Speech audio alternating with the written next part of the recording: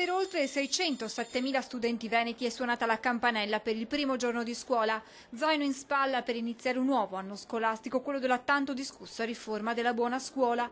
Per bambini e ragazzi di elementari, medie e superiori più di 48.100 insegnanti, 167 in più rispetto all'anno scorso. A questi vanno ad aggiungersi 700 supplenti e si inizia subito in un clima infuocato sul fronte delle proteste. In attesa della prima grande manifestazione di quest'anno scolastico, già in programma il 9 ottobre, la rete degli studenti medi questa mattina in tutto il Veneto ha organizzato flash mob davanti agli istituti. La rete degli studenti medi è qui oggi davanti a tutte le scuole d'Italia per una scuola più democratica. Da Padova a San Donato, Venezia a Conegliano, striscioni appesi fuori, volantinaggi e videomessaggi per spiegare il perché del loro no alla riforma della buona scuola. Vogliamo essere pronti per mobilitarci fin dall'inizio contro la buona scuola, perché è una riforma che riteniamo non sia a favore di una scuola pubblica, non sia a favore dell'integrazione e della partecipazione. Ma c'è una questione più di tutte che al momento preoccupa i sindacati. Quello che in questo momento preoccupa di più è soprattutto una disposizione che è contenuta nella legge finanziaria, legge di stabilità,